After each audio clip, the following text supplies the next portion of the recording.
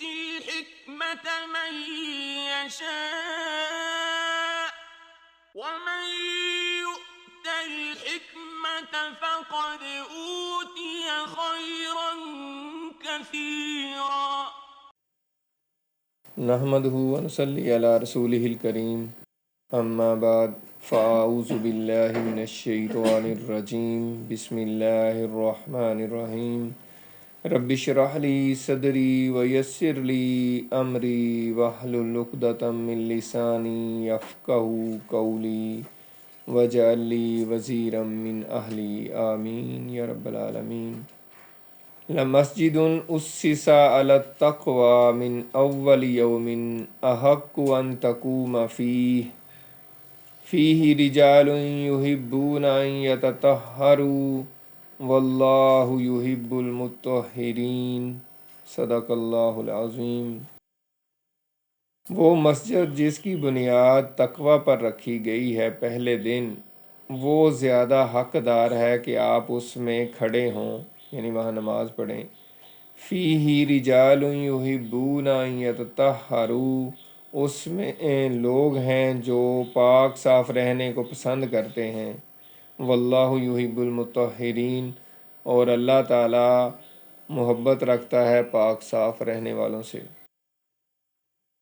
یہ جو آیات میں نے پڑھی آگے آئے گا مسجد قباء کا ذکر، تو وہاں کا ذکر آئے گا مسجد قباء کے حوالے سے یہ بات ہے۔ تو آج کا جو ہمارا سبق ہے اس کو ہم تھوڑا پچھلا اگر ریوائز کریں،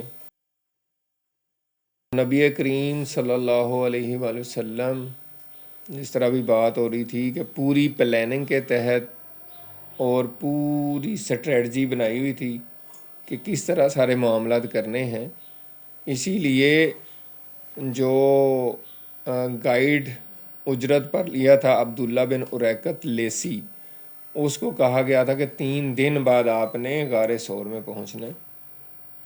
تو نبی کریم صلی اللہ علیہ وسلم جمعرات کے دن مکہ سے نکلے تھے رات کے وقت، ٹھیک ہے، اور 3 دن پھر غار ثور میں رہے، جیسا کہ ہم نے پڑھا ہے پچھلے سبق میں۔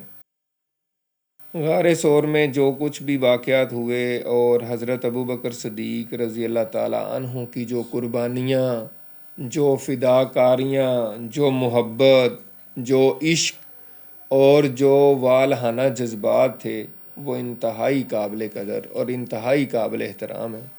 اللہ تعالیٰ ہمیں اس میں سے حصہ عطا فرمائے۔ پوری زندگی میں حضرت ابوبکر صدیق رضی اللہ تعالیٰ عنہ کی اور بھی ایسے ایسے واقعات آئیں گے۔ سیرت نگاروں نے لکھا ہے کہ ابوبکر صدیق کا جو لیول ہے امت میں کوئی ان کے 10ویں حصے تک بھی نہیں پہنچا، یعنی ابوبکر صدیق رضی اللہ تعالیٰ عنہ کا اتنا بڑا لیول ہے کہ پوری امت میں سے کوئی ان کے 1/10 بھی نہیں پہنچ سکا۔ حضرت ابوبکر صدیق کا یہ لیول ہے۔ تو اسی وجہ سے حضرت عمر رضی اللہ تعالیٰ عنہ فرمایا کرتے تھے کہ مجھے ابوبکر صرف غار ثور کی 1 رات دے دیں، میری ساری زندگی کی عبادت لے لیں تو مجھے قبول ہے۔ صرف 1 رات مجھے دے دیں، صرف 1 رات، اور مجھ سے ساری زندگی کی عبادت لے لیں، جتنے بھی میں نے نیک کام کیے ہیں جب سے میں نے اسلام قبول کیا ہے، جتنے بھی میں نے کام کیے ہیں، جتنے بھی نیکی کے کام کیے ہیں، سارے کے سارے مجھ سے لے لیں، اور 1 رات کی عبادت، 1 رات جو انہوں نے غار ثور میں حضور پاک کے ساتھ گزاری ہے وہ مجھے دے دیں، میں خوش ہو جاؤں گا۔ تو یہ صرف غار ثور کی 1 رات کا واقعہ نہیں ہے، آگے بھی دیکھیں گے کہ حضرت ابوبکر صدیق رضی اللہ تعالیٰ عنہ کا جو لیول ہے وہ آپ آگے پڑھیں گے انشاءاللہ ہم، کہ جب غزوہ تبوک کے موقع پہ سارے گھر کا سامان لے آئے تھے، حضرت عمر اس وقت بھی کہہ رہے تھے کہ آج میں جیت جاؤں گا کہ میں آدھے ہی گھر کا سامان لے آؤں، تو انہوں نے دیکھا کہ حضرت ابوبکر، تو انہوں نے کہا یار میں آپ سے نہیں جیت سکتا۔ اور اسی طرح جب حضور پاک صلی اللہ علیہ وسلم نے پردہ فرمایا تو ارد گرد کے قبائل جو ہے نا وہ مرتد ہو گئے، انہوں نے کہا کہ جی ہم زکوٰۃ نہیں دیں گے۔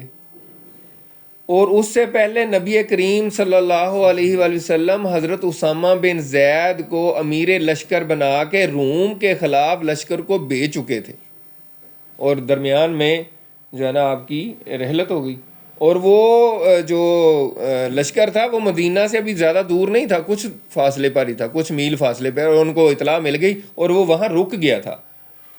تو اس پر جب ارتداد کا فتنہ پیدا ہوا تو سب صحابہ نے کہا کہ اب ہم اس لشکر کو نہیں بھیجتے کہ حالات بڑے خراب ہیں، بہت کریٹیکل کنڈیشنز ہیں، ارد گرد کے سارے تو ہمارے خلاف ہو گئے ہیں، ہمارے ارد گرد کے مدینہ کے ارد گرد کے سارے لوگ ہمارے خلاف ہو گئے ہیں، اسلام سے نکل گئے ہیں، تو اگر اس لشکر کو بھی بھیج دیا تو یہ تو ہمیں خطرہ ہے، کہیں مدینے کو ہی نہ سارے کو یہ فتح کر لیں اور تباہ کر دیں۔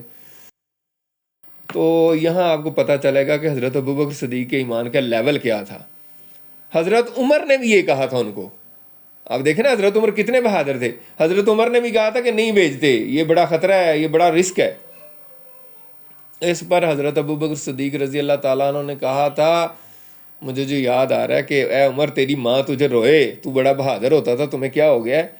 اگر میں یہ لشکر لازمی بھیجوں گا، خواہ بے شک اس کے بعد مجھے مطلب جو ہے نا جنگلی جانور آ کے یہاں چیر پھاڑ کر دیں میرا، لیکن میں نے یہ جو نبی صلی اللہ علیہ وسلم نے لشکر نکالا اس کو میں نے لازمی بھیجنا، خواہ مجھے کوئی جو مرضی میرے ساتھ ہو جائے، یعنی مفہوم اس بات کا یہ ہے، اور آپ نے بھیجا۔ تو یہ جو کارہائے نمایاں ہے نا وہ حضرت ابوبکر سے، اور پھر صلح حدیبیہ کے موقع پہ سارے صحابہ پریشان ہیں اور غمگین ہیں، حضرت عمر نے کہا کہ نہیں ہم مسلمان نہیں، ہم کیوں ایسی صلح کر رہے ہیں؟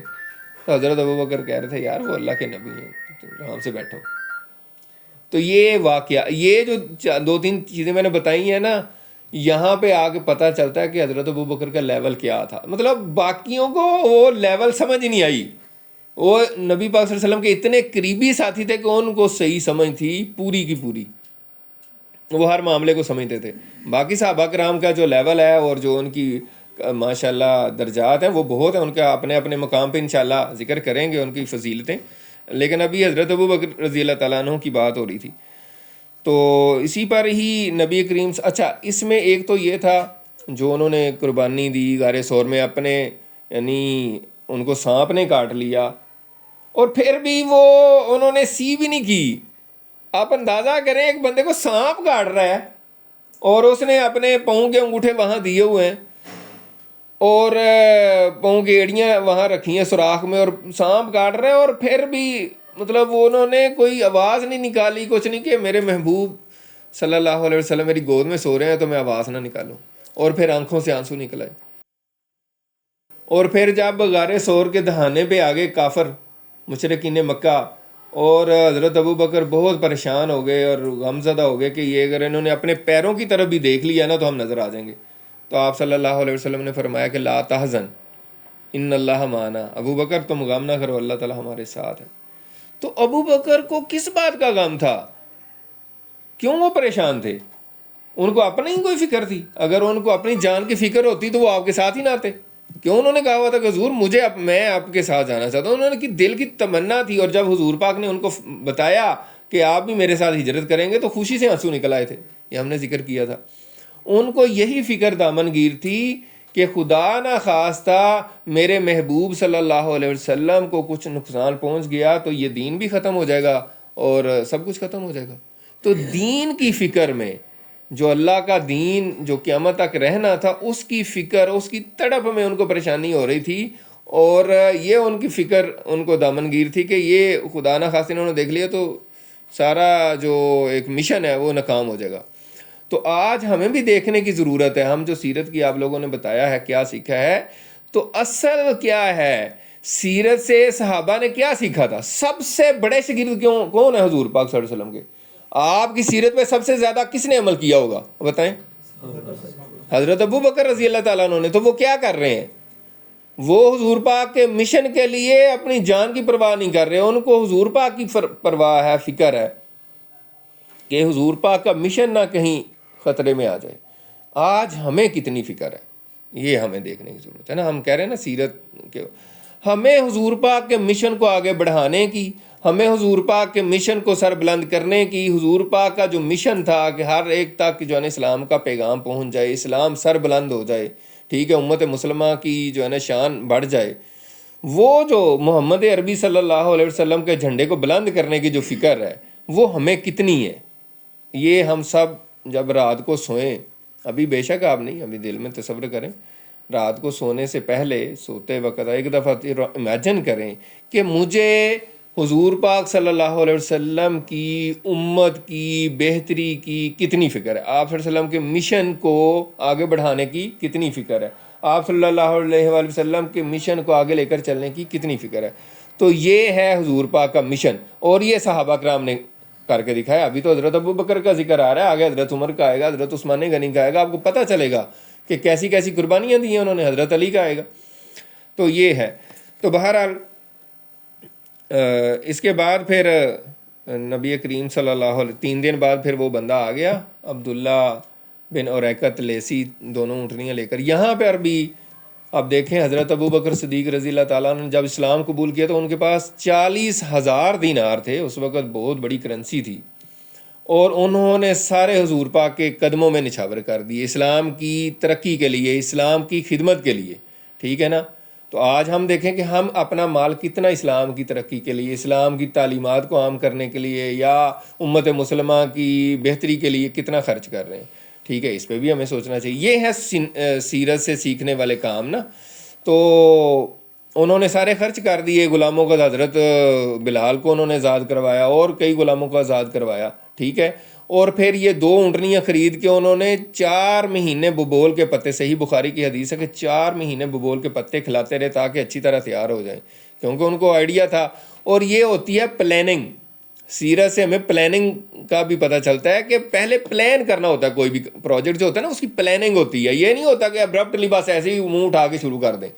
تو جب ان کو پتہ تھا کہ سارے صحابہ چلے گئے ہیں تو حضور پاک نے بھی جانا ہے، اور مجھے امید ہے کہ مجھے بھی ساتھ، جب آپ نے ان کو بتایا تھا تو انہوں نے فل تیاری کی ہوئی تھی. 2 اونٹنیاں لے کے ان کو اچھی طرح تیار کیا ہوا تھا، کھلا کے ان کو بالکل فٹ کیا ہوا تھا، اور باقی گھر کے اپنے بچوں کو، اپنے غلاموں کو ٹرین کیا ہوا تھا کہ کس طرح سارے معاملہ چلانے ہیں. اور آپ نے دیکھا، ہم نے پیچھے پڑھا اپنی بیٹیوں کو، حضرت اسماء بنت ابی بکر جو ہیں وہ کس طرح کھانا پہنچا رہی ہیں. ٹھیک ہے. عمر بن فہرہ جو آپ کے آزاد کردہ غلام ہے، کس طرح وہ بکریوں کو لا کر دودھ پلا رہے ہیں رات کو.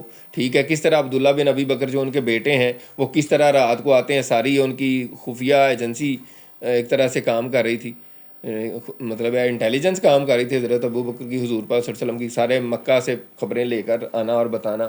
تو یہ سارے معاملہ جو ہے نا، ہم اگر دیکھیں ہم اپنے بچوں کو یا ہم اپنے سٹاف کو کتنا اس حوالے سے سمجھتے ہیں کہ ان کو ہم ٹرین کر رہے ہیں، یا خاص طور پہ اپنی اولاد کو.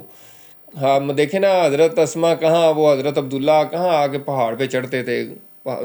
جو سور پہاڑ ہے، آپ لوگوں میں سے اکثر لوگ گئے ہیں عمرہ کرنے، تو حج بھی کر کے آئے ہیں، تو وہ دیکھا، میں نے بھی دیکھا الحمدللہ. تو سور پہاڑ تو میں دیکھ کے تو میں بتا بھی رہا تھا، پتہ نہیں وہاں بھی دوستوں کو بتایا، آ کے بھی میں نے بتایا، میں کہ وہ جو 1400 سال پہلے تھا نا جیسا، ویسے کا ویسا ہی ابھی بھی ایسے ہی کھڑا ہے. اس کی صحت پہ بالکل کوئی اثر نہیں پڑا اس پہاڑ کی اثر. یعنی اتنا وہ پہاڑ اتنا ہیبت ناک اور اتنا بڑا اور سنگلاخ ہے، اس پہ چڑھنا ہی ایک بڑا کام ہے. ہمارے بچوں میں سے کوئی ہے ایسا؟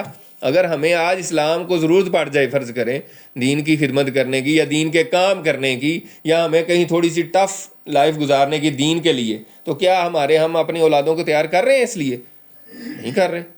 ہم ایک بڑی پرسکون پرتعیش زندگی گزار رہے ہیں، اور ہمارا اس میں کوئی نہیں ہے. بڑا مشکل پیش آ جائے گا ہمیں اگر اس حوالے سے کچھ کرنا پڑے. تو یہ ساری چیزیں قابل غور ہیں اور اس پہ ہمیں توجہ دینے کی ضرورت ہے.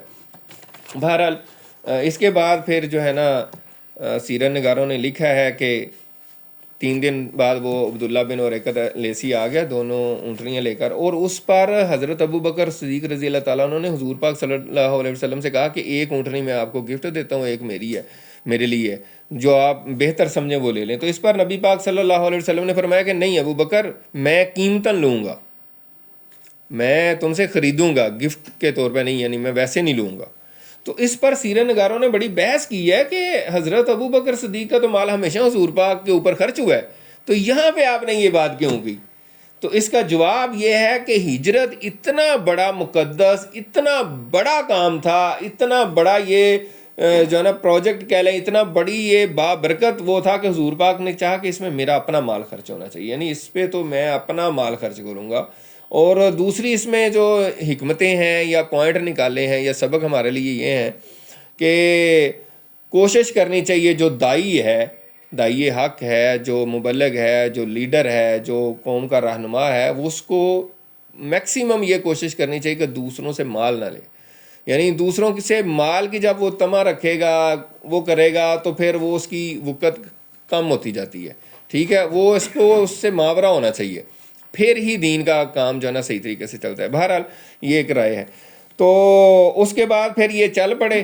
حضرت ابوبکر صدیق رضی اللہ تعالیٰ عنہ فرماتے ہیں کہ ہم ساری رات چلتے رہے، اور ہمیں جو گائیڈ تھا عبداللہ بن اریکت، وہ یمن کی طرف لے کے چلا، جیسے ہم نے ذکر کیا تھا، اور وہاں سے ساری رات چلتے رہے، اور پھر اگلا دن بھی چلتے رہے. دوپہر کو جا کے ہم ایک مقام پہ پہنچے. آپ کو پتہ ہے کہ عربوں کی دھوپ کس لیول کی ہوتی ہے، تو انتہائی شدید دھوپ اور گرمی. تو وہاں کہتے ہیں ایک چٹان ہمیں نظر آئی جو لمبی سی نکلی ہوئی تھی، تو ہم نے کہا کہ یہاں آرام کر لیتے ہیں آپ صلی اللہ علیہ وسلم کی اجازت سے. تو کہتے ہیں میں نے حضور پاک صلی اللہ علیہ وسلم کو، یہاں پہ بھی ہمارے لیے سبق ہے بہت زیادہ سیکھنے کا. کہتے ہیں میں نے حضور پاک کو کہا کہ آپ ٹھہریں. میں وہاں گیا سائے کے نیچے جا کے، پھر میں نے اپنے ہاتھ سے جگہ کو صاف کیا، پھر وہاں پہ چٹائی وغیرہ جو بھی بوریا تھا، چٹائی یا پوستین جو بھی، وہ بچھائی، اور حضور پاک کو کہا حضور آپ یہاں آئیں، آپ یہاں آرام کریں. آپ لیٹ گئے. اور کہتے ہیں ابھی ہم یہی کیا تھا، تو اتنی دیر میں ایک چرواہا جو ہے نا وہ بھی بکریاں لے کر آ رہا تھا. تو وہ بھی اسی چیز کی تلاش میں تھا جس کی ہم، ظاہر ہے وہ دھوپ میں، وہ بھی آپ کو یہاں تصور نہیں ہو رہا نا، جب شدید دھوپ ہوتی ہے جون کی اور صحرائی علاقہ ہو، خاص طور پہ عرب کا، تو اس وقت باہر تو کھڑا نہیں ہو سکتا بندہ دھوپ میں. تو وہ بھی اسی مقصد کے لیے آ رہا تھا. تو وہ جب آیا تو حضرت ابوبکر رضی اللہ تعالیٰ عنہ فرماتے ہیں کہ میں نے اس سے پوچھا کہ تمہاری کوئی بکریوں میں دودھ ہے؟ تو اس نے کہا ہاں. تو پھر میں نے اس کو کہا کہ ایک بکری کو ذرا پکڑو اور اس کے تھن شن ذرا اچھی طرح صاف کر دو، مٹی شٹی بال وغیرہ اتار کے. تو پھر اس کو میں نے کہا کہ اس کو دودھ نکالو. اس نے نکال کے دیا، اور حضرت ابوبکر صدیق نے اپنے ساتھ برتن بھی رکھے ہوئے تھے. یہ ہوتی ہے پلاننگ، مطلب سفر پہ جا رہے ہیں اور ہر چیز، مطلب جو چیز چاہیے وہ نکل آتی ہے. ان کے پاس برتن بھی تھا جس میں دودھ نکالا گیا. ٹھیک ہے. اور پھر کہتے ہیں میں نے لا کے حضور پاک صلی اللہ علیہ وسلم کو پھر اوپر سے پانی ڈال کے تو آپ صلی اللہ علیہ وسلم کو پیش کیا. آپ نے نوش فرمایا. کہتے ہیں حضور پاک نے پیا اور میں خوش ہو گیا. یعنی پی حضور پاک رہے ہیں، خوش ابوبکر ہو رہے ہیں. تو یہ ہوتی ہے محبت. جس سے محبت ہوتی ہے نا، اس کی خوشی سے خوشی حاصل ہوتی ہے. اور دین کے معاملے میں جس کے بندے کے دل کے اندر ایمان ہوتا ہے، اس کو ایمان والے سے مل کر خوشی ہوتی ہے.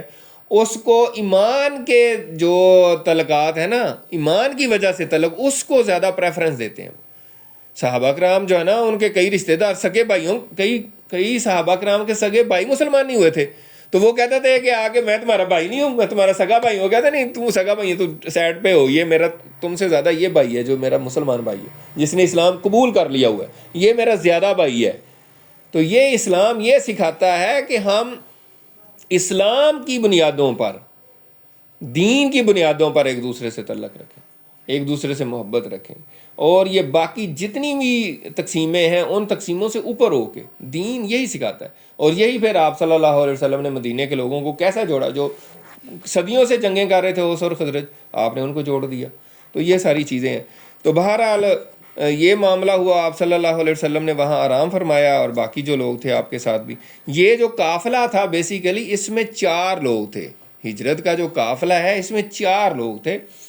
حضور پاک صلی اللہ علیہ وسلم، حضرت ابوبکر صدیق رضی اللہ تعالیٰ عنہ، آپ کے حضرت ابوبکر کے غلام، آزاد کردہ غلام عامر بن فہیرہ، اور چوتھے عبداللہ بن اریکت جو گائیڈ تھے. یہ 4 بندے تھے. ٹھیک ہے. اور جو ہے نا 3 اونٹنیاں تھیں. ایک پہ حضور پاک صلی اللہ علیہ وسلم سوار تھے، آپ حضور پاک کے پیچھے حضرت ابوبکر بیٹھے ہوئے تھے زیادہ تر روایات میں. اور دوسرے پہ جو ہے نا عامر بن فہیرہ تھے، اور تیسری پہ جو گائیڈ تھا وہ اونٹ تھا اس کے پاس، وہ اس پہ تھا. ٹھیک ہے. یہ 3 سواریاں تھیں. ٹھیک ہے. اور اس میں ساتھ ساتھ یہ بھی سیرہ نگاروں نے بتایا بھی ہے کہ رستے میں، کیونکہ حضرت ابوبکر صدیق رضی اللہ تعالیٰ عنہ جو ہے نا تجارت پیشہ تھے، اور ان کا بہت آنا جانا تھا روڈ پہ، یعنی یمن بھی آتے تھے، شام بھی آتے تھے، تو لوگ ان کو پہچانتے تھے. ویسے بھی ان کے بڑے اس طرح کے معاملات تھے، ریلیشن شپ بہت تھی اور اس طرح تھا. تو وہ جب بھی سفر میں جا رہے تھے، ظاہر اتنا خطرہ تھا، اعلان ہو گیا تھا 100 اونٹ ہر ایک کے مقابلے میں، یعنی اس کو بھی پکڑ کر لائیں زندہ یا کسی حالت میں بھی، دونوں کے لیے 100 اونٹ کا انعام جب قرار دے دیا قریش مکہ نے. تو حضرت ابوبکر سے کوئی پوچھتا تھا کہ یہ آپ کے آگے کون ہے، ابوبکر کو سلام کرتے تھے، پہچان لیتے تھے، کہتے تھے یہ آپ کے آگے کون ہے، کہتے تھے یہ ایک گائیڈ ہے، یہ رہنما ہے، یہ مجھے رستہ بتانے والے ہیں۔ تو حضرت ابوبکر صدیق رضی اللہ تعالیٰ عنہ تو آخرت، دین اور دنیا کی بھلائی کا رستہ مراد لیتے تھے، آخرت کا، اور وہ اگلا بندہ سمجھتا تھا شاید یہ رستہ بتا رہے ہیں، مطلب سفر پہ جا رہے ہیں۔ تو اس طریقے سے جو ہے نا یہ سلسلہ جاری رہا سفر کا۔ ام معبد کا واقعہ ہم نے پچھلے سبق میں پڑھا تھا، جو ان کی بکری بالکل بیمار تھی اور اس میں کوئی دودھ نہیں تھا، اور اس سے پھر دودھ دوہا گیا اور سب کو پلایا گیا، اور وہ سارا واقعہ ہم نے پڑھا ہے۔ اس سفر میں جو آگے واقعہ ایک آتا ہے بڑا اہم، وہ ہے سراقہ بن مالک کا واقعہ ہے، کہ جب یہ اعلان جو ہے مشرکین مکہ نے، خاص طور پہ ابو جہل نے، وہ صرف مکہ میں یہ اعلان نہیں کیا تھا کہ 100 اونٹ حضور پاک کے اور حضور پاک حضرت ابوبکر کے مقابلے میں 100 اونٹ، یعنی دونوں کو جو بھی پکڑے ہر ایک کے 100 اونٹ، وہ پورے علاقے میں اس نے ہر بڑے قبیلے میں بھی لیٹر لکھ دیے تھے، اور ہر طرف جو ہے نا اس نے پھیلا دیا ہوا تھا۔ تو جب حضور پاک کا قافلہ جو ہے نا وہ مدینے کی طرف جا رہا ہے، اور یہ ساحل سے ہو کے گزر رہے تھے، مکہ یہ ہے اور مدینہ یہ ہے، ٹھیک ہے نا، تو سیدھا مدینے کی طرف آتے تو رستے میں تو ساری فوج ان کی بیٹھی ہونی تھی، تو اس لیے جو گائیڈ تھا اس نے پہلے یمن کی طرف ادھر کو گیا اپوزٹ سائڈ پہ، اور پھر گھوم کے بحیرہ احمر کے ساتھ اس طرح ساتھ ساتھ جو ہے نا آنا شروع کر دیا اس نے۔ تو وہاں پہ متلج جو ہے نا ایک قبیلہ تھا، مدلج، تو اس کے سردار تھے سراقہ بن مالک۔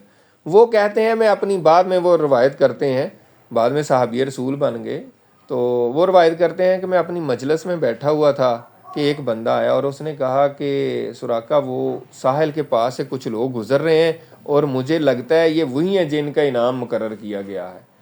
تو کہتے ہیں میں فوراً سمجھ گیا کہ یہ وہی لوگ ہیں، لیکن میں نے اس کو کرنے کے لیے نا کہ یہ کوئی اور نہ جائے، تو میں نے کہا نہیں نہیں وہ تو فلاں لوگ ہیں جو ادھر سے گزر کے گئے، نہیں وہ نہیں ہے۔ تو کہتے ہیں تھوڑی دیر میں مجلس میں بیٹھا رہا تاکہ لوگوں کو محسوس نہ ہو، اور پھر میں چپکے سے آرام سے آیا اور اپنی لونڈی کو کہا کہ فلاں ٹیلے کے پیچھے جو ہے نا میرا گھوڑا لے کر آؤ، اور نیزہ بھی میں ایسے ساتھ ساتھ زمین سے لٹکا کے ساتھ ساتھ چھپا کے یعنی کہ نا لے کر گیا، اور فوراً گھوڑے پہ سوار ہو کے اور میں فوراً پہنچنے کی کوشش کی، اور گھوڑا بھی میرا اڑتا ہوا گیا اور میں پہنچ گیا۔ تو کہتے ہیں کہ حضرت ابوبکر مطلب ظاہر ہے وہ دیکھ رہے تھے، حضور پاک کے پیچھے تھے، تو بار بار کہہ رہے تھے کہ حضور وہ بندہ ہمارے پاس قریب ہے۔ ظاہر ہے بعد میں جب ملاقات ہوئی تو ساری روایت پھر کٹھی بیان کی انہوں نے۔ تو یہ فرماتے ہیں، کہتے ہیں کہ جب میں قریب پہنچ گیا، جب میں نے سمجھا کہ یہ میری رینج میں آ گئے ہیں، اور حضرت ابوبکر بڑے پریشان ہو کے بار بار دیکھ رہے تھے، اور حضور پاک اپنے آرام سے تلاوت کر رہے تھے، آپ مڑ کے بھی نہیں دیکھ رہے تھے۔ تو پہلے تو میرا گھوڑا جو ہے نا پھسلا اور میں زمین پر آ گرا، اور میں نے فوراً اپنے ساتھ جو ہے نا وہ فال کے تیر تھے قسمت معلوم کرنے کے، وہ میں نے نکالا کہ اس سے کیا مطلب، تو یہ وہی تیر نکلا جو مجھے ناپسند تھا، کہ یعنی یہ کام میں تم کامیاب نہیں ہو سکتے۔ کہتے ہیں پھر بھی میں نے اس کی بات نہیں مانی، فال کا تیر نکالا، لیکن میں نے کہا نہیں ایسے ہی ہے، چھوڑیں، پھر دوبارہ سے ٹرائی کرتے ہیں نا، مطلب میں حملہ کروں گا، میں نے انعام جیتنا ہے۔ تو وہ پھر کہتے ہیں میں آگے گیا، اور پھر میرا گھوڑا جو ہے نا دھنس گیا، اور پورے اس کے جو ہے نا گھٹنوں تک دھنس گیا زمین کے اندر، اور کہتے ہیں کہ میں بڑا پریشان ہوا، اور میں نے کہا کہ میں نے دل میں سوچا، میں نے ان کو آواز دی، ٹھیک ہے، مطلب یہاں پہ ایک تو یہ ہے کہ وہ کہتے ہیں جب میں نے جو ہے نا دل میں سوچا کہ اب میں نہیں کرتا، یا پھر میں نے فال نکالی تو پھر وہی فال نکلی کہ آپ ان تک نہیں پہنچ سکتے، تو پھر مجھے یقین ہو گیا کہ ان تک پہنچا نہیں جا سکتا، اور پھر میں جو ہے نا گھوڑے، جب میں نے یقین ہو گیا میں دل میں سرنڈر کر دیا کہ نہیں بھائی یہ کام نہیں ہو سکتا، تو پھر گھوڑے کے وہ پاؤں نکلے، اور اس میں سے دھواں سا بھی ایک نکلا ہے، جس طرح دھواں ہوتا ہے، اور پھر میں نے آواز دی، میں نے کہا مجھے امان چاہیے، اور پھر میں ان کے پاس گیا۔ تو بعد میں حضرت ابوبکر صدیق رضی اللہ تعالیٰ عنہ نے بھی بیان فرمایا کہ وہ جس طرح پھر آئے، اور پھر انہوں نے کہا کہ جی مجھے امان دے دیں، انہوں نے کہا کہ مجھے امان لکھ دیں، یعنی مجھے اتنا یقین ہو گیا کہ یہ غالب آ کے رہیں گے، اور پھر میں نے امان طلب کی، اور حضور پاک صلی اللہ علیہ وسلم نے عامر بن فہیرہ کو حکم دیا کہ آپ ان کو ایک چمڑے کے اوپر جو ہے نا چمڑے کے ٹکڑے پر امان لکھ دیں کہ ان کو ہماری طرف سے امان ہے۔ تو آپ اندازہ لگائیں، اس میں بھی ہمارے لیے سبق یہ ہے کہ وہ سفر میں ہے، ایمرجنسی میں ہے، اور لکھنے کا بھی سامان ہے، لکھنے پڑھنے کا سامان ساتھ ہے. اس وقت 1400 سال پہلے ان کو امان لکھ کر دے دی. تو اس پر جو سراقہ بن مالک تھے متاثر تو ہو چکے تھے. انہوں نے پہلے تو اپنے پاس جو سامان تھا وہ آفر کی کہ آپ مجھ سے لے لیں. پھر کہا کہ رستے میں آپ جہاں سے گزر رہے ہیں نا وہاں میرا قبیلہ آئے گا, تو وہاں پہ آپ مجھ سے ایک نشانی لے جائیں, کوئی بھی اپنی نشانی, جیسے امامہ دے دیتے تھے یا کوئی اور نشانی دی, اور کہا یہ آپ وہاں نشانی دکھائیں گے تو وہاں سے آپ جتنے گھوڑے لینا چاہیں, اونٹ لینا چاہیں, گائے, کوئی بھی جانور, کوئی بھی چیز لینا چاہیں تو وہ لوگ آپ کو دے دیں گے. تو آپ نے فرمایا کہ نہیں. یہ اس وقت ابھی مسلمان نہیں ہوئے تھے. اس وقت ہی حضور پاک صلی اللہ علیہ وسلم نے ان کو بشارت دی کہ سراقہ وہ کیسا وقت ہوگا جب تم کسرا کے کنگن پہنو گے. اب اس وقت آپ صلی اللہ علیہ وسلم بشارت دے رہے ہیں جب اپنی جان کو خطرہ درپیش ہے. ٹھیک ہے, تو وہ کہتے ہیں میں بڑا حیران ہوا کہ یہ بھی ہو سکے گا. تو پھر آخر حضرت عمر کے دور میں جب وہ فتح ہوا ایران, اور پھر وہ آئے کنگن, اور پھر ان کو بلا کے پہنائے گئے سونے کے کنگن اسی سراقہ بن مالک کو, اور پھر ان کو مدینہ کی گلیوں میں پھرایا گیا. تو حضور پاک صلی اللہ علیہ وسلم کی بات تو آج تک کوئی مائی کا لال ثابت نہیں کر سکا کہ آپ نے کوئی فرمایا اور وہ ایسے ہی نہ ہوا ہو. اسی وجہ سے تو ہم تو عقیدت میں کہتے ہیں نا, لیکن اب تو دنیا بڑی, وہ کہتے ہیں بڑی جدید ہوتی جا رہی ہے, تو اب دنیا کو سمجھ بھی آ رہی ہے کہ حضور پاک صلی اللہ علیہ وسلم نے جو کچھ فرمایا ہوا ہے ویسے ہی ہوتا ہے اور ویسا ہی ہونا ہے, خواہ وہ کوئی بھی معاملہ ہو, خواہ وہ صحت کا ہو, وہ سوشل لائف کا ہو, خواہ اکانومی کا ہو. دنیا کے جتنے بھی معاملات ہیں وہ پرفیکٹ ماڈل آپ صلی اللہ علیہ وسلم نے بتایا ہے, وہ ویسے ہی کرنا چاہیے. اگر نہیں کریں گے تو خوار ہوں گے. یہ پہلا سبق ہے سیرت کا.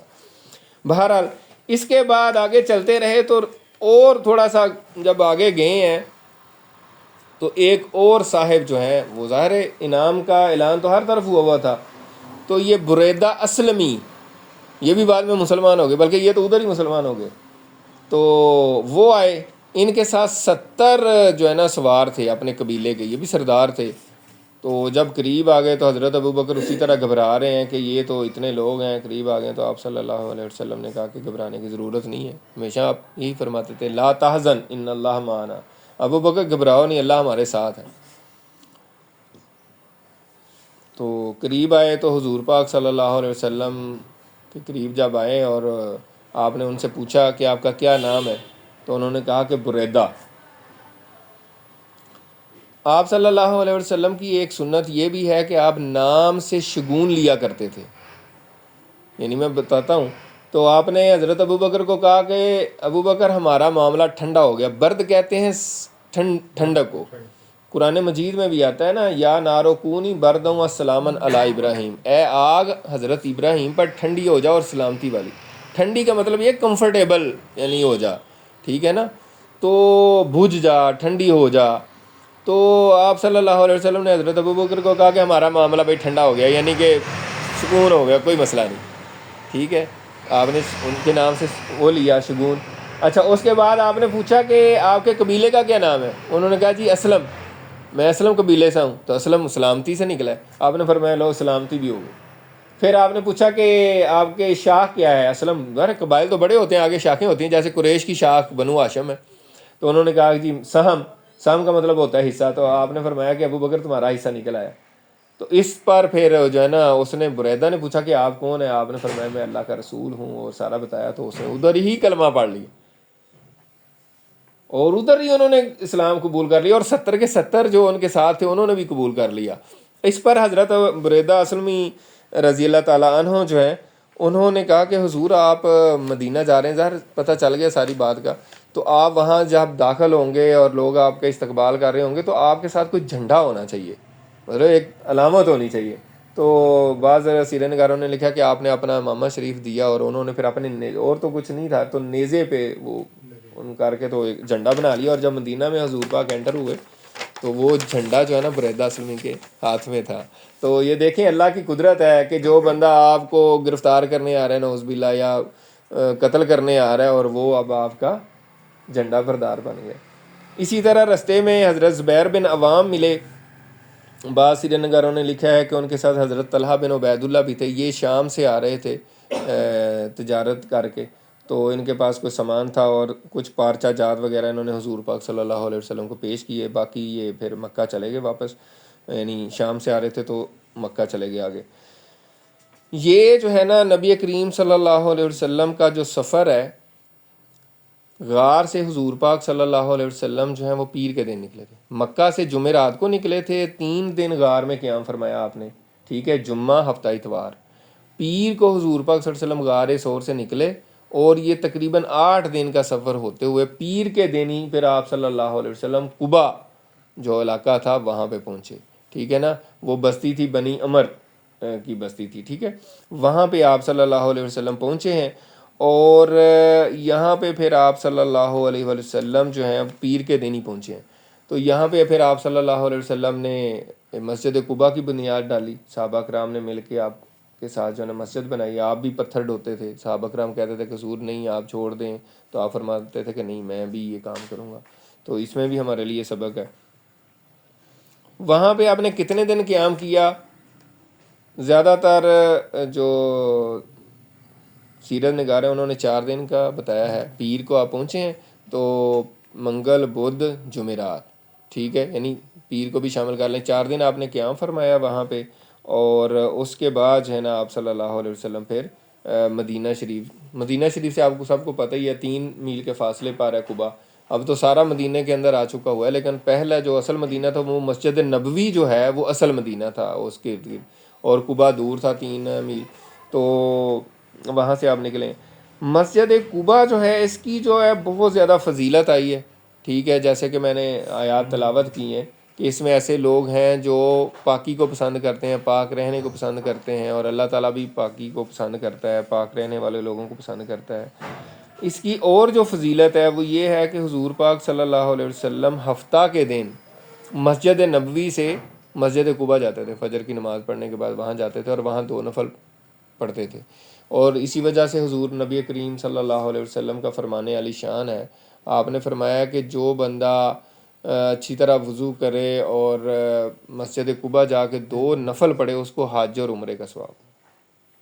یعنی اس کی بہت زیادہ فضیلت بیان ہوئی ہے مسجد قباء کی، یعنی عمرے کا ثواب ہے، حج کا نہیں، عمرے کا ثواب ہے. ٹھیک ہے، اسی طرح آپ صلی اللہ علیہ وسلم پھر جس طرح میں نے بتایا ہے کہ وہاں سے نکلے ہیں جمعے کے دن، تو رستے میں ایک جو ہے نا آبادی آتی ہے، بستی جو ہے نا سالم، بنی سالم. تو وہاں جمعے کا وقت بھی ہو گیا. تو نبی کریم صلی اللہ علیہ وسلم نے اسلام کا پہلا جمعہ جو ہے وہ وہاں پڑھایا ہے. ٹھیک ہے، اور خطبہ جمعہ بھی دیا. یاد رہے کہ باقی جو صحابہ کرام ہجرت کر کے مدینہ آ چکے تھے، جب ان کو حضور پاک کی قباء پہنچنے کا معلوم ہوا، قباء تشریف آوری کا، تو وہ وہاں حضور پاک کی ایڈوانس میں جا کے حضور پاک کو مل گئے. تو جب قباء سے آپ صلی اللہ علیہ وسلم آ رہے تھے تو حضرت عمر اور باقی صحابہ بھی آپ کے ساتھ تھے، یعنی وہ جا کے ان کو قباء کو مل گئے تھے قباء میں جا کے.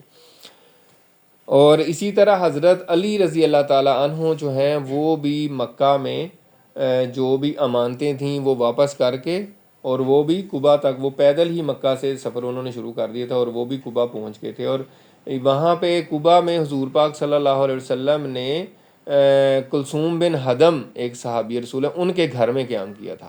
ٹھیک ہے، اور حضرت علی نے بھی وہاں پہ آ کے ان کے گھر میں ہی قیام کیا ہے. تو یہ جو میں بتا رہا تھا کہ بنی سالم کی ایک بستی آئی رستے میں، وہاں آپ نے جمعہ پڑھایا، اور یہ اسلام کا پہلا جمعہ تھا. آپ نے خطبہ دیا. نبی کریم صلی اللہ علیہ وسلم نے بڑا تفصیل سے جمعے کا خطبہ دیا، اور اس میں جو اسلام کی بنیادی تعلیمات ہیں، بڑا لمبا خطبہ ہے. اس میں یہی ہے کہ تقوی اور فکر آخرت اور یہ ساری جو چیزیں ہیں وہ آپ نے بیان فرمائی ہیں. تو جو ابھی ہم بات کر رہے تھے سیرت سے کیا سبق ملتا ہے، تو آپ صلی اللہ علیہ وسلم نے اتنا بڑا خطبہ دیا، اس میں کہیں یہ نہیں ذکر کیا کہ مکے والوں نے میرے ساتھ یہ ظلم کیا ہے، میرے جناب پکڑنے کے لیے 100 اونٹ نام مقرر کیے ہیں، میرے ساتھ بڑا ظلم کیا، انہوں نے مجھے پتھر مارے. کوئی ایسی بات ہی نہیں کی. اپنے اصل مقصد کی طرف، جو کہ ایک نبیوں کا مقصد ہے، انبیاء کی جو اصل تعلیمات ہیں وہ ان پہ ہی بات کی. آپ نے کوئی ذکر ہی نہیں کیا، جیسے کچھ ہوا ہی نہ ہو. یعنی اتنا بڑا واقعہ ہوا، اتنی تکالیف ہوئی، لیکن آپ صلی اللہ علیہ وسلم نے کوئی ایسی بات ہی نہیں کی. تو یہ جو ہے نا جمعہ پڑھ کے وہاں سے آپ صلی اللہ علیہ وسلم نکلے اور پھر مدینہ پہنچے. تو مدینے میں پھر آپ صلی اللہ علیہ وسلم کا وہ استقبال ہوا، اور وہ ایسی آپ صلی اللہ علیہ وسلم کو آج کی زبان میں آپ کہتے ہیں پروٹوکول، اور ایک والہانہ اور عاشقانہ اور ایک محبت سے بھرا استقبال. صحابہ کرام جو ہیں، آپ صلی اللہ علیہ وسلم جب قبا میں تھے، آپ نے پہلے ہی پیغام بھیج دیا تھا بنو نجار کو. بنو نجار ایک قبیلہ ہے جو میں بارہا آپ کو بتا چکا ہوں کہ یہ حضور پاک کا ننیال نہیں تھا، یہ حضور پاک کے دادا کا ننیال تھا، عبد المطلب کا. حضرت عبد المطلب کے ماموں کا خاندان تھا. تو ان کو کیونکہ تعلق تھا، ایک ظاہر سی بات ہے، دادا کا بھی ننیال ایک تعلق تو تھا، تو آپ نے ان کو پیغام بھیج دیا تھا کہ میں اب آنا چاہ رہا ہوں مدینہ میں. تو وہ لوگ ہتھیار سجا کے آپ صلی اللہ علیہ وسلم کو لینے گئے، اور وہ جس طرح کہتے ہیں نا پراپر ایک اس میں آپ کو لے کر آئے، پراپر پروٹوکول کے ساتھ. ارد گرد صحابہ کرام تھے اور اسلحے سے لیس تلواریں حمائل کی ہوئی تھیں انہوں نے، تو اس طرح لے کر آئے، اور اس طرح مدینے میں آپ صلی اللہ علیہ وسلم انٹر ہوئے. تو صحابہ کرام تو آپ کا انتظار کر ہی رہے تھے، لیکن مدینے کی بچیاں، مدینے کی عورتیں چھتوں پہ چڑھ کے انہوں نے آپ صلی اللہ علیہ وسلم کا جس طرح والہانہ استقبال کیا، اور پھر ترانے گائے ہیں، بڑے مشہور ترانے ہیں، اور سیرت نگاروں نے کتابوں میں لکھے ہیں. جیسے مشہور ہے طلع البدر علینا من ثنیات الوداع وجب الشکر علینا ما دعا للہ داعی ایھا المبعوث فینا جیت بالامر المطاع. مطلب اس طرح اور بھی اشعار ہیں جس کا ترجمہ یہ ہے طلع البدر علینا من ثنیات الوداع، کہ ہم پر 14ویں کا چاند الوداع کی گھاٹیوں سے نمودار ہوا. جہاں سے مہمانوں کو سی آف کرتے ہیں، ایسی گھاٹی جہاں سے شہر سے تھوڑا سا باہر نکل کے ایک گھاٹی، کوئی بھی ایسی جگہ ہوتی ہے جہاں سے کہتے ہیں ٹھیک ہے پھر اللہ حافظ، تم دھیان رکھنا اپنا، جیسے مسافر کو، جانے والے کو. تو وہاں سے حضور پاک ظاہر ہے کسی کو الوداع کرتے ہیں تو آنا بھی کسی نے ادھر سے ہوتا ہے. تو وہاں سے جو ہے نا یہ بچیاں گا رہی ہیں کہ ہم پر 14ویں کا چاند نمودار ہوا ہے، جہاں سے ایسی گھاٹی سے جہاں سے مہمان کو الوداع کیا جاتا ہے. واجب الشکر علینا، ہم پر شکر واجب ہے، ما دعا للہ داعی، جب تک کوئی بھی پکارنے والا اللہ کو پکارتا ہے تب تک ہم پر شکر واجب ہے. ایھا المبعوث فینا، اے وہ با برکت ذات، اے وہ با برکت ہستی کہ جو ہم میں بھیجے گئے ہیں، جیتا بالامر المطاع، کہ آپ کے ہر حکم کی اطاعت کی جائے گی. آپ جو حکم دیں گے ہم حاضر ہیں، آپ کے آگے ہم سرنڈر کریں گے. آپ جو حکم دیا کریں گے ہم آپ کا حکم سر آنکھوں پر قبول کریں گے، اور انشاءاللہ تعالی ہر بات پہ عمل کریں گے. یعنی اس کا مفہوم یہ تھا. تو اس طریقے سے، اور صحیح بخاری میں آتا ہے کہ جا النبی جا رسول اللہ، یعنی یہ بھی الفاظ آتے ہیں کہ اللہ کے رسول آ گئے، اللہ کے نبی آ گئے، اللہ کے رسول. یعنی یہ سارے لوگ جو ہیں صحابہ کرام جو ہے نا وہ خوشی میں یہ گا رہے تھے اور کہہ رہے تھے. حضرت انس رضی اللہ تعالیٰ عنہ سے مروی صحیح حدیث ہے. حضرت انس رضی اللہ تعالیٰ عنہ کہتے ہیں کہ میں اپنی پوری زندگی میں دیکھا ہے کہ مدینہ میں اس سے بابرکت اور روشن اور بہترین دن کوئی نہیں گزرا مدینہ کی زندگی میں. جو حضور پاک جس دن مدینہ میں تشریف لائے ہیں، اس دن ایسے مدینہ کا ذرہ ذرہ چمک رہا تھا، اور روشنی اور برکت اور نور، مطلب ایسی کیفیت آ رہی تھی. اور بھی حضرت برا بن عازب رضی اللہ تعالیٰ عنہ سے بھی مروی ہے. اور پھر حضرت انس رضی اللہ تعالیٰ عنہ کہتے ہیں کہ حضور پاک کی جب آپ نے پردہ فرمایا تو وہ سیاہ ترین دن تھا مدینہ کی زندگی میں.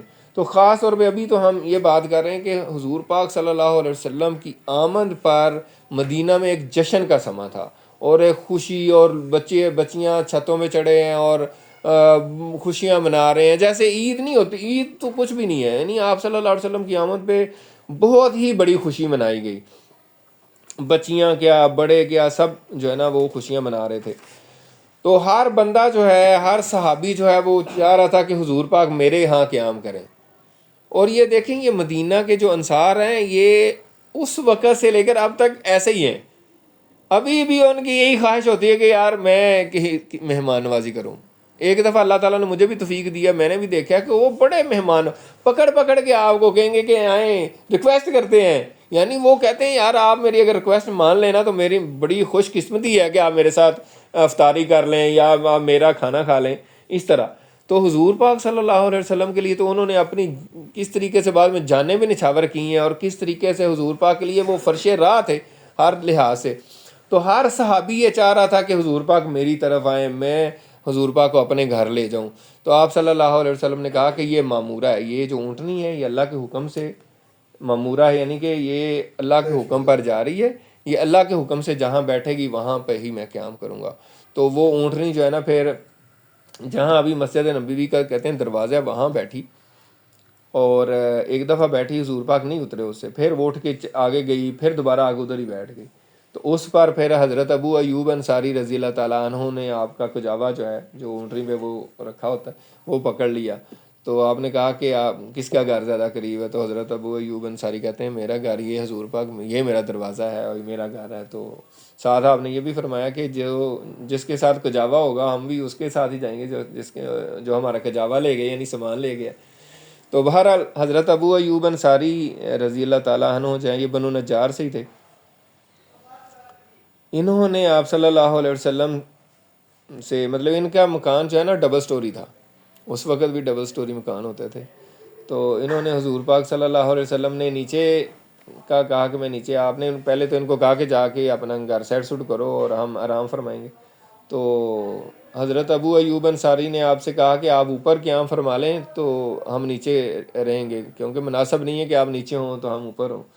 اس پر حضور پاک صلی اللہ علیہ وسلم نے فرمایا کہ نہیں، میرے تو مہمان آئیں گے، مجھے تو لوگوں نے اتنا ملنے آنا ہے، تو مشکل ہو جائے گی آپ کے لیے پوری فیملی کے لیے نا۔ تو اس وجہ سے پھر حضور پاک نے نیچے قیام فرمایا، حضرت ابو ایوب انصاری اور ان کی اہلیہ ام ایوب نے اوپر۔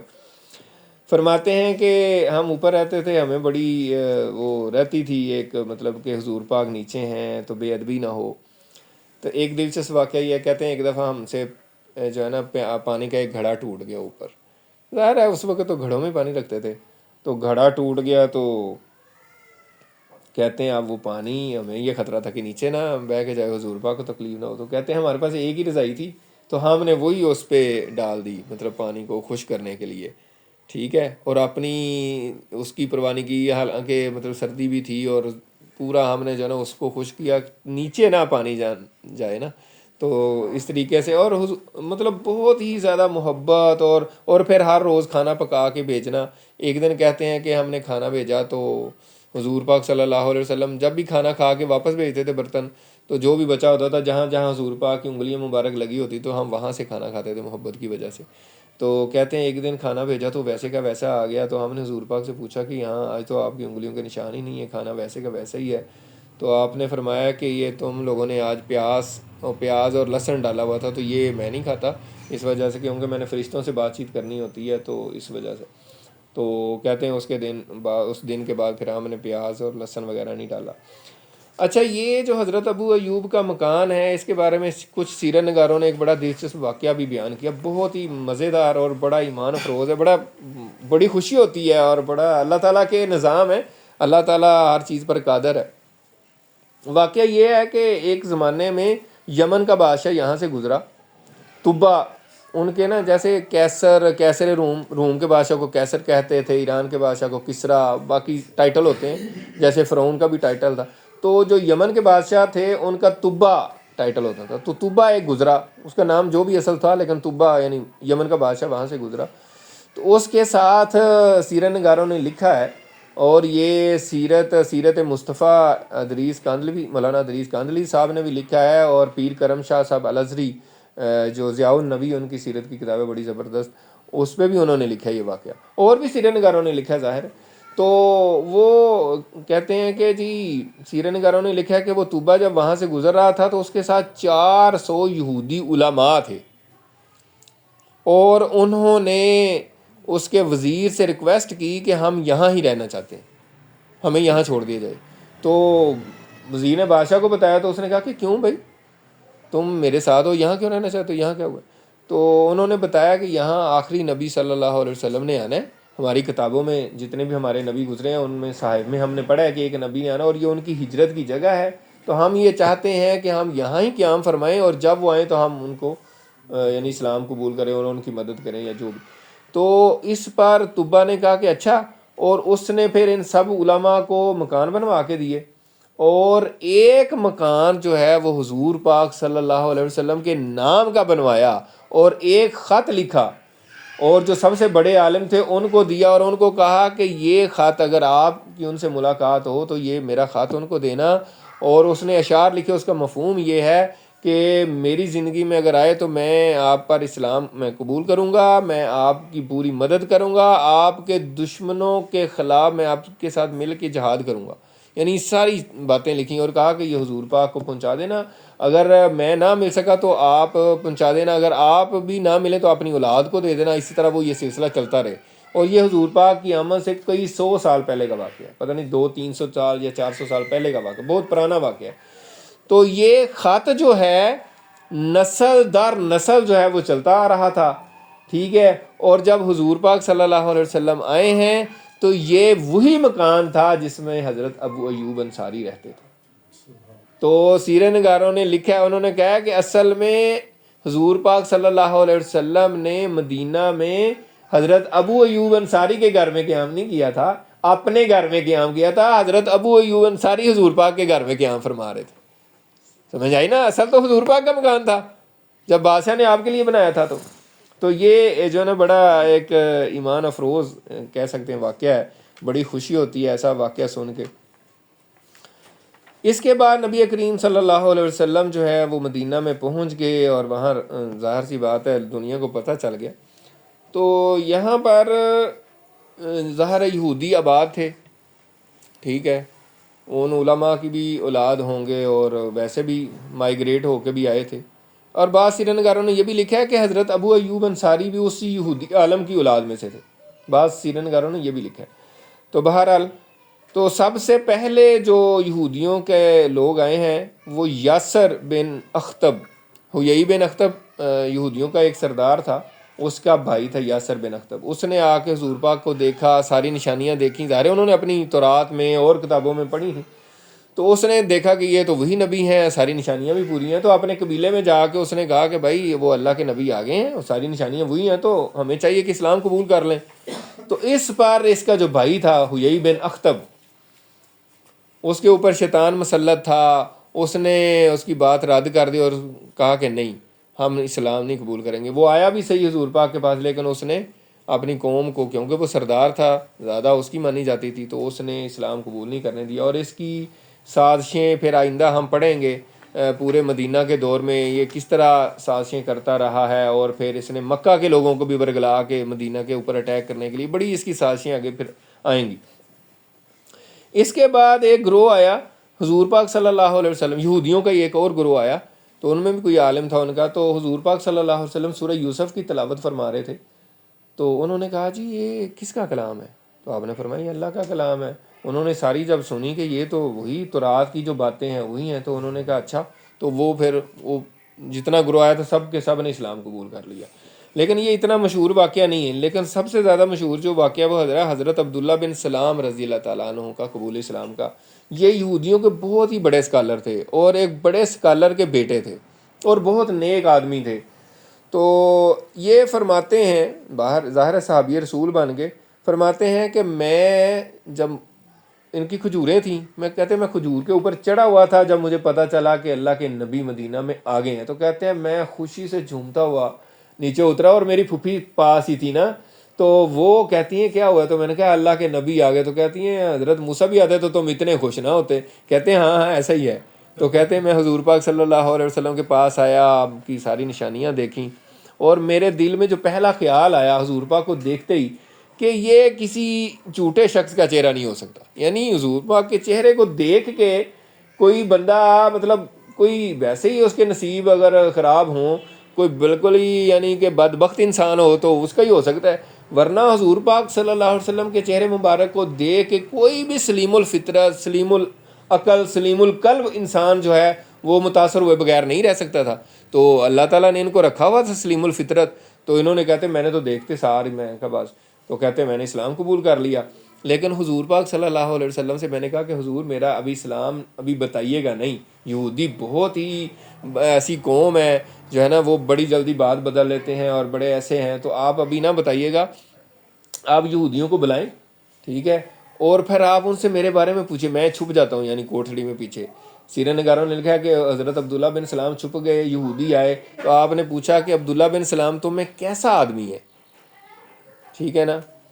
تو انہوں نے کہا جی عبداللہ بن سلام ہم میں سب سے بڑے اسکالر ہیں اور سب سے بڑے اسکالر کے بیٹے ہیں اور سب سے نیک انسان ہیں اور اچھے انسان ہیں اور سب سے اچھے انسان کے بیٹے ہیں.